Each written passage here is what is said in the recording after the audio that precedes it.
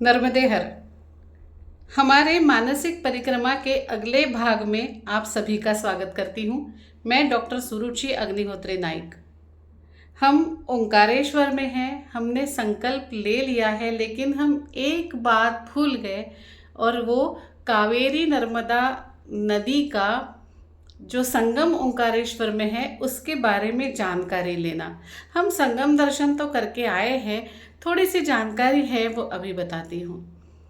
दो नदियों का संगम वैसे भी पवित्र कहा जाता है, और यहाँ कावेरी और नर्मदा के संगम पर कुछ विशेष चीज़ें होती है जो इस स्थान को और भी ज़्यादा महत्वपूर्ण बताती है। कथा ऐसी है कि राजा कुबेर यहाँ पर तपश्चर्या करने के लिए आए थे।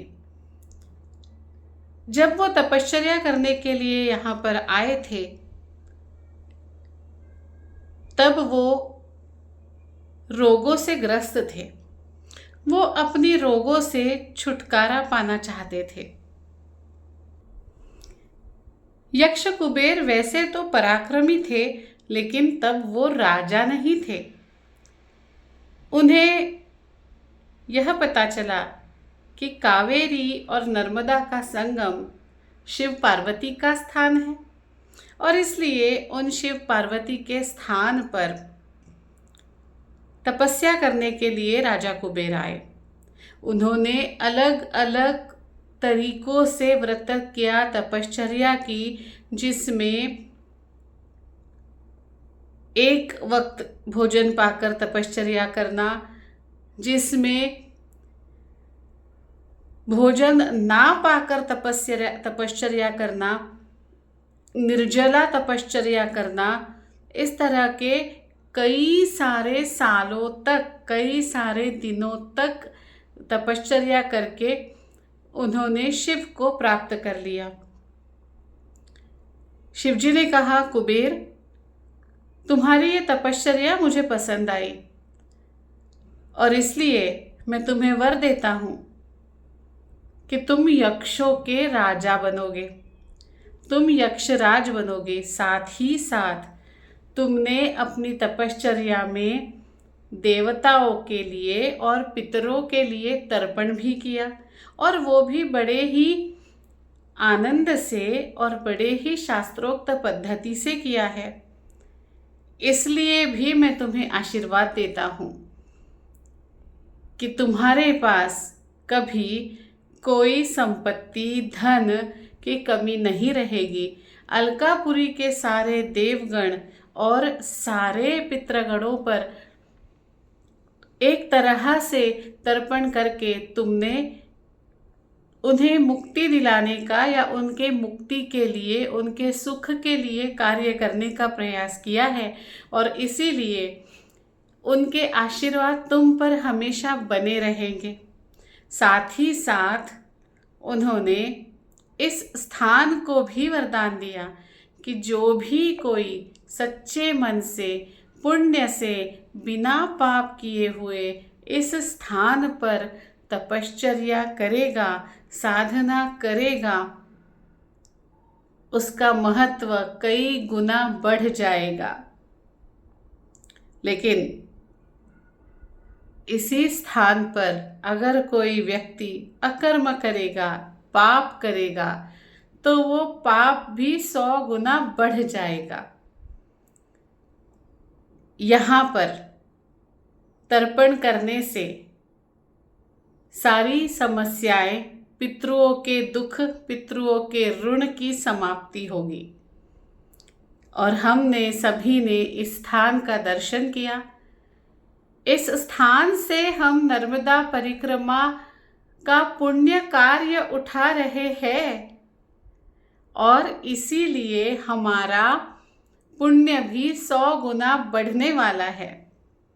तो ये है नर्मदा कावेरी संगम की महती, नर्मदा कावेरी संगम का महात्म्य।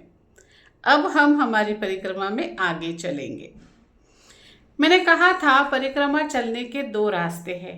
एक मैया जी के किनारे किनारे से होता है, जो कठिन कहलाता है, अब हुआ ये था, जब मैंने परिक्रमा की तब मेरा वज़न बहुत ज़्यादा था।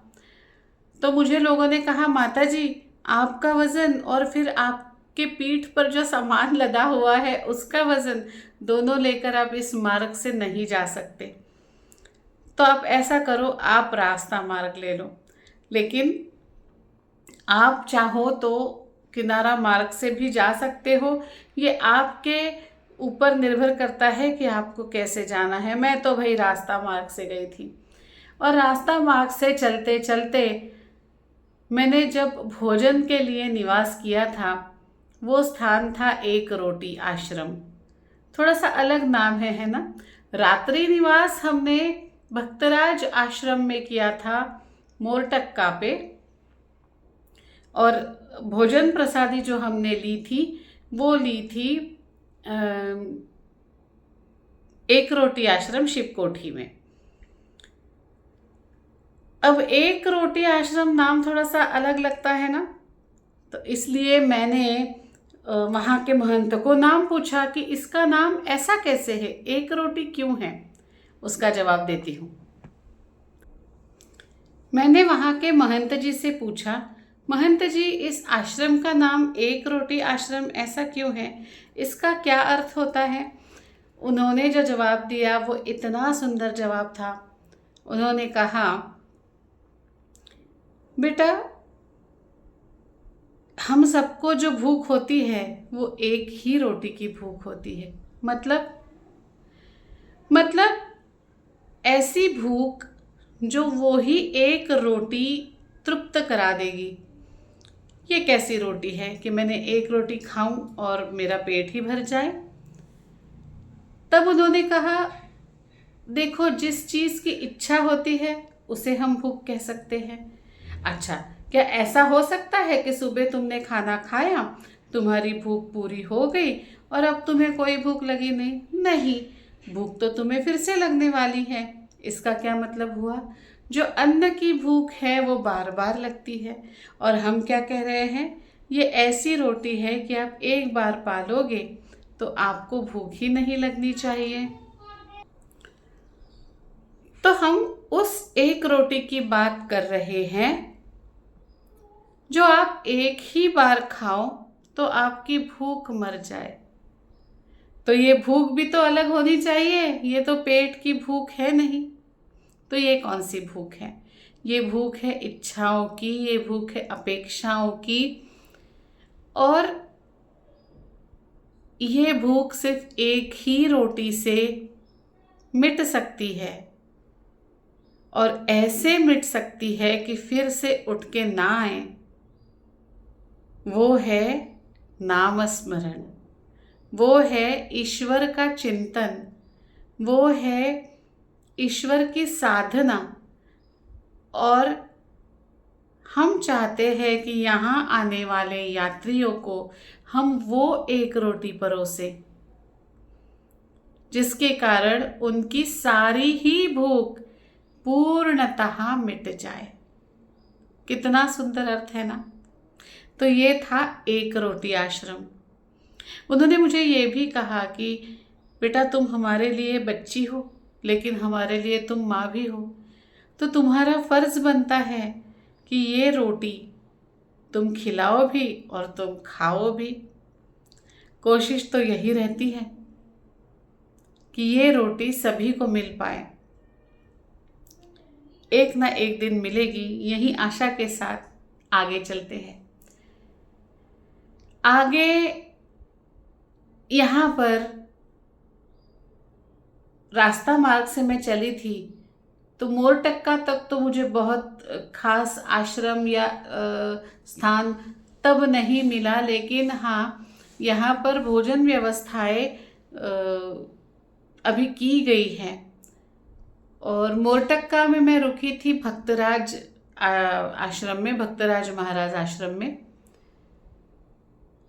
वैसे यहाँ पे रुकने के लिए परमहंस आश्रम भी है, मंदिर भी है, मेरे ख्याल से गोपाल मंदिर है, मैं देख के बताती हूँ, शायद राजराजेश्वरी मंदिर भी यही होना चाहिए। जी हाँ, राजराजेश्वर मंदिर भी है।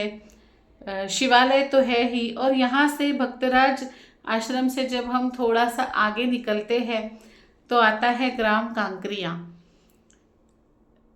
ये जो ग्राम कांकरिया है, इसका मेरे जीवन में बहुत ही अलग स्थान है। हाँ, ग्राम कांकरिया के पहले शायद रंगावधूत महाराज की पादुका स्थान भी है, वो भी हम देख सकते हैं। कांकरिया ग्राम तक अच्छा नदी के किनारे से बड़ा सुंदर मार्ग है, और ज़्यादा चढ़ाव और उतार भी नहीं है, बड़ा प्रसन्न करने वाला ये मार्ग है। और कांकरिया में भी रहने की काफ़ी अच्छी व्यवस्था है, भोजन प्रसादी की भी काफ़ी अच्छी वहाँ पे व्यवस्था है। लेकिन उसके पहले आता है टोकसर गौमुख घाट। बहुत सुंदर घाट है, इसकी भी एक कथा है, छोटी सी कथा है। लेकिन एक बात आप मुझे बताइए, क्या आप गोमुख का मतलब समझते हैं? गोमुख किसे कहते हैं और उसकी स्पेशलिटी क्या है? अगर आपको जानते हैं तो आप मुझे कमेंट में बताइएगा। मैं नहीं जानती हूँ, इसलिए आपसे पूछ रही हूँ, बताइएगा ना। ठीक है, तो गोमुख का सवाल मैं आपके ऊपर छोड़ती हूँ, और कांकरिया के बारे में और कांकरिया के अनुभव के बारे में अगले वीडियो में बताऊँगी। तब तक के लिए नर्मदे हर, नर्मदे हर, नर्मदे हर।